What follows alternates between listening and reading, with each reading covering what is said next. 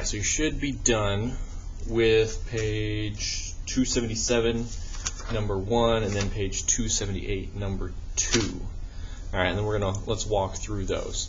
Alright, so 277 starts off with kind of these 6 graphs and matching them up. Alright, I don't have a graphing calculator, and you shouldn't have used one on this one. That we want to be able to recognize the distinctive features that each type of graph has. So the A here we can see is a distinctive third degree function. It's positive, alright, it's going up. So we're looking for, from the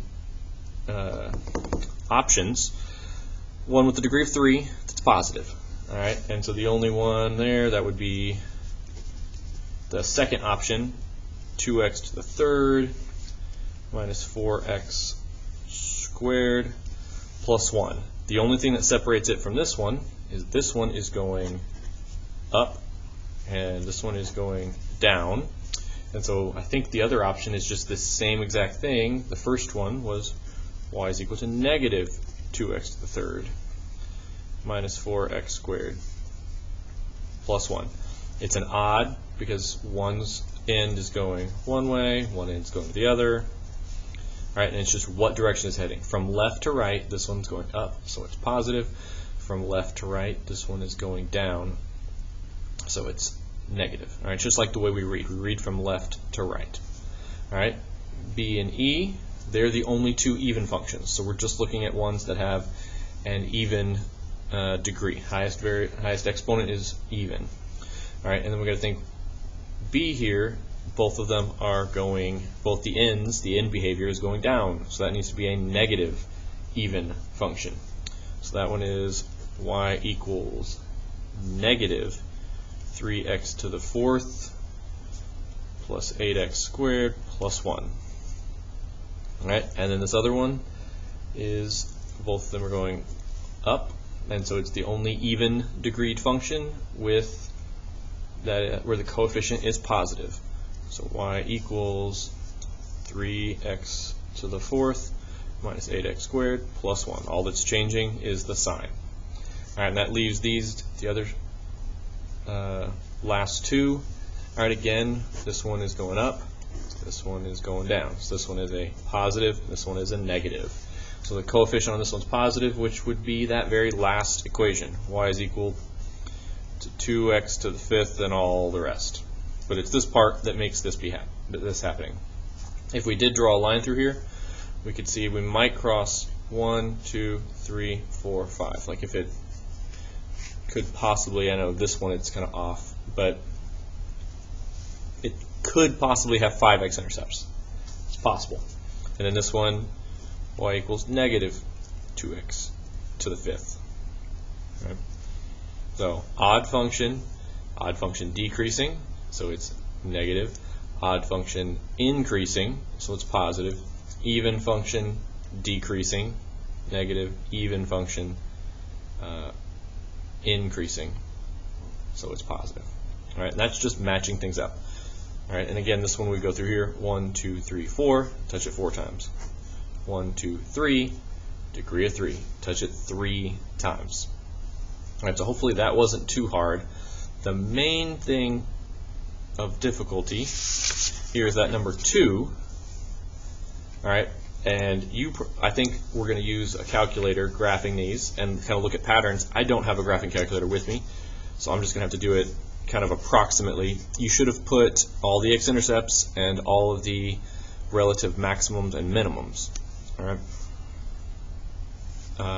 This first one, A, is just linear. We have a y-intercept at 3, and it's going up at a slope of x.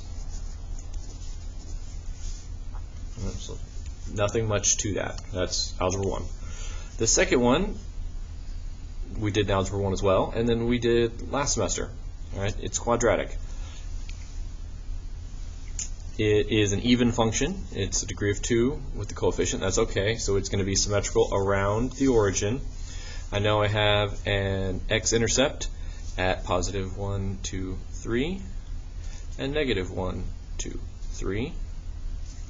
All right, remember that's what we did last class, where if we take the factors and set them equal to 0, we get this one is x is equal to -3, and this is x is equal to 3. Our y-intercept is -9, so that's going to be, I made my 3's a little bit too big, you know, so 1, 2, 3, 4, 5, 6, 7, 8, 9. And then not a great parabola, but pretty much approximate. Okay, I know my, I have all the pieces there. I've got my y-intercept, I've got my two x-intercepts. All right, notice how the factors play in there exactly being our x-intercepts. All right, we go to C, it looks like a 6, C, and we have the polynomial, and then we have our factors. The factors, again, they're our x-intercepts.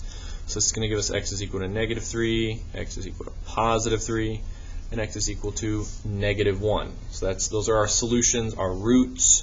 So what do I need to make this look like so I can see it here? So I need to have 1 at -1.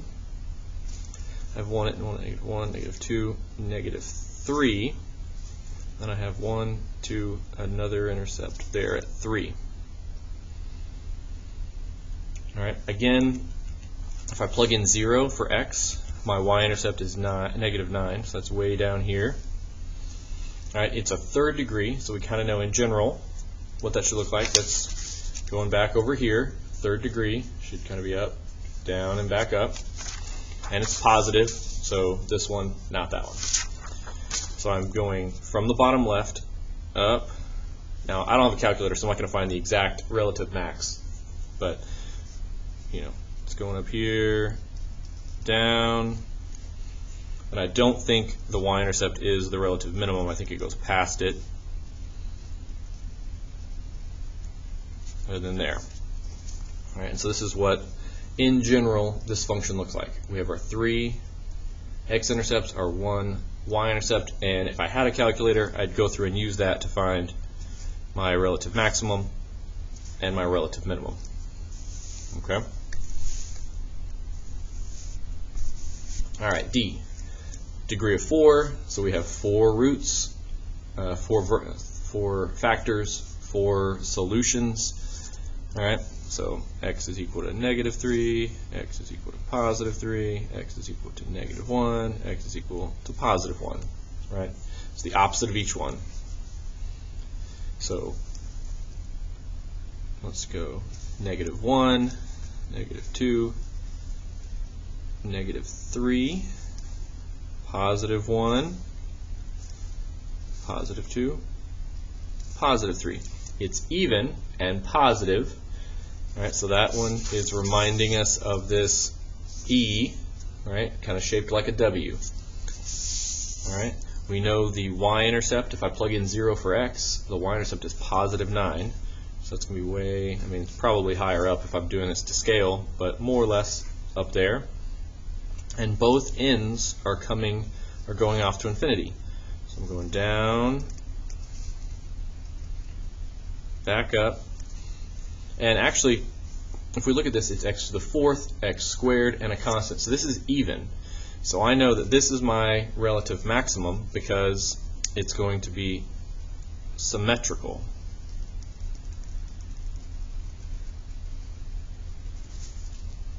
All right, it's a perfectly even function, so it should be a reflection.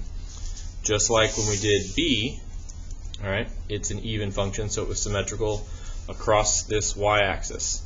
The same thing here, it's symmetrical across the y-axis. Should match up. All right, and again, I don't know exactly where these relative minimums, well, actually, they would be absolute minimums. They're going to be the same, and they're going to be the minimum for the function. And I don't know exactly where they are because I'm not going to plug it in. Well, I'm not going to do all that long math that y'all are going to do in 2 seconds on the calculator. All right, last one. All right, it's going to behave like an odd function. All right, 5th degree. So that's going back to the letter C. So more or less, kind of looks like this. All right, it's positive. And then the weird thing here, though, is we have these double roots. So we know that x is equal to 0, We know x is equal to -2, and x is equal to -3. Okay, and the squared thing, that means this is a double root. That those are going to get used twice. All right, so it actually will look more like a third degree than it will a traditional fifth degree. All right, so 0, and then -1, -2, -3. All right, so it's positive, which means overall it's going up. And then, so we're going from the bottom left, so I'm going up, and this is our, and then it also has to end. So here's if I go up, down, up,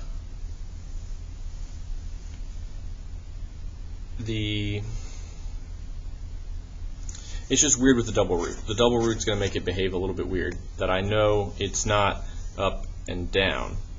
Okay, because it's a fifth degree, we're going to learn something here in a second that's going to say it should have 4 changes of directions. And if I just go up, down, up, that's not enough. So this is going to look, it's going to go max, and then it's going to have a little change of direction there, and we're going to go down and back up.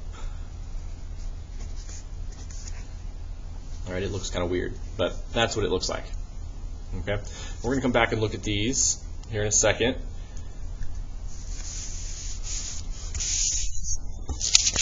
What I was just talking about, was kind of getting ahead of myself, is what are called relative extrema. Now, we've already talked about relative extrema. That's relative maximum or minimum. All right, so if you a relative extrema, extreme, it just means an extreme. Basically, it's turning around, a relative max or minimum. So rather than saying relative max or min, extrema is the umbrella term that's talking about both of those. How many extrema do we have? Well, if we look back at problem 1, all right, this one has 2 extrema. All right, this one has 1, 2, 3. So you're counting up how many relative maxes and relative mins. All right, and even though this one is 1 relative minimum and 2 maximums, it's still, you would still say 3 relative maximums, or 3 relative extrema. All right, this one, fifth degree, has 1, 2, 3, 4. 4 relative extrema. All right, so it's just a relative maximum or minimum. All right, but what we need to know here is that polynomials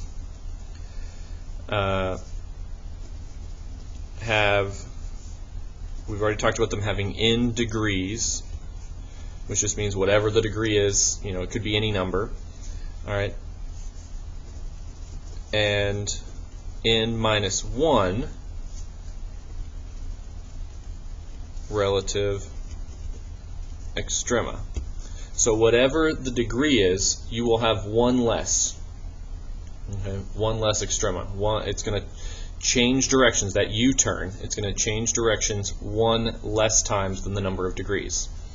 All right, so if we look at our third degree here, problem number 1, it changed directions 1, 2. All right, our fourth degree, it changed directions 1, 2, 3 times. And our fifth degree, it changed 4 times. 1, 2, 3, 4. So 5 degrees, 1, 2, 3, 4 extrema. All right, so if we go back and look at the one we just were talking about, number 2, all right, the degree here is 1. Well, 1 minus 1 is 0. So this one changes directions 0 times. There's 0 relative maximums, relative minimums, relative extrema. All right, x squared, 2 minus 1, there's 1 extrema. All right, degree of 3, that means 3 minus 1. There are 2 extrema. 1, 2. All right, degree of 4, 3 minus 1. That means there's going, wow, degree of 4, 4 minus 1, 3 extrema. So 1, 2, 3. All right, and we're kind of going back. This is how I got ahead of myself a second ago, was how did I know that this one looked like this and not just like that? It's because it was a degree of 5, so it needed to have 4 extrema. So 1, 2, 3, 4. All right, and if I just went up here, that'd be 1, 2. All right, but this one goes up and down for 1, 2, 3, 4, which is what we should have there. All right, so there's not a lot conceptually. We're just kind of putting pieces together that we've talked about before. I mean, especially here where they give us the function and all of the factors.